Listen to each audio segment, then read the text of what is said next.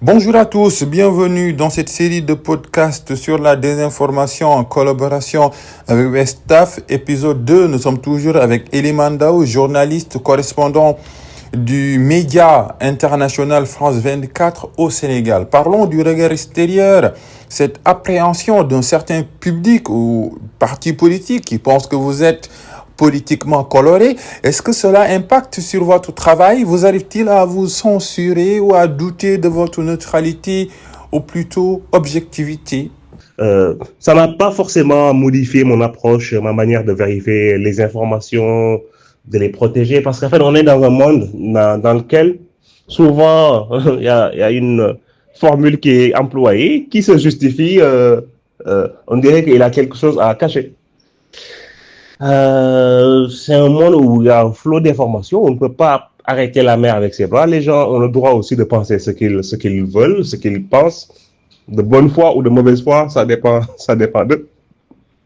Et ça n'a pas forcément modifié mon approche. Je pense que l'approche, elle reste la même.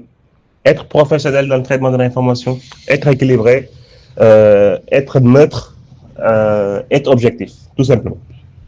Et face à des stratégies de communication politique de plus en plus agressives et polarisées au Sénégal, quel protocole de fact-checking rigoureux appliquez-vous au quotidien pour éviter que France 24, le média où vous travaillez, ne devienne même involontairement une caisse de résonance pour des fake news? Donc, ce qui concerne le protocole de fact-checking, je pense que c'est le protocole de tout journaliste qui se respecte. On ne doit pas diffuser une information si on n'a pas la triangulation, si cette information ne provient pas d'une source officielle, si on n'a pas cherché à vérifier cette information-là. Le fact-checking est certes une nouvelle tendance dans le métier, mais le fact-checking, ça a toujours été pour moi lié aux journalistes dès les premiers jours de ce métier. Notre métier est de donner au public une information vérifiée, une information de qualité et une information d'intérêt général. Donc, si cette information n'est pas vérifiée, ça peut rapidement glisser dans le terrain de la fausse information. Alors, est-ce qu'il y a quelque chose qui change, Eliman? Il n'y a pas grand-chose qui change, même si, bien évidemment, de plus en plus, on est appelé, on fait beaucoup plus attention. Parce qu'il y a des fact-checkers qui vérifient également nous ce qu'on produit. Il y a le public qui est capable de vérifier les informations qu'on produit.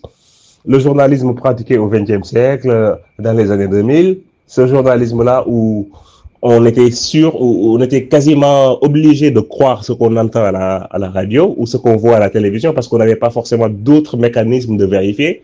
Ce journalisme-là, aujourd'hui, il est challengé par le fait que tout le monde a accès à Internet. Maintenant, avec l'intelligence artificielle, en 2 clics, vous êtes capable de vérifier si une information est fausse ou pas, avec l'IA, notamment de Google, qui te permet même d'avoir la source de cette information et de faire même soi-même son travail de fact-checking. Donc, vraiment, on fait certes de plus en plus attention, mais je pense que, comme j'ai dit au début de ma réponse, il n'y a pas fondamentalement quelque chose qui change dans l'approche parce que la vérification de l'information est inhérente à la pratique du journalisme.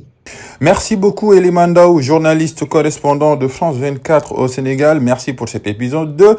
À bientôt pour l'épisode 3. À bientôt également, chers téléspectateurs ou écouteurs. En tout cas, nous sommes en podcast, série de podcasts sur la désinformation en collaboration avec Westaf. À bientôt.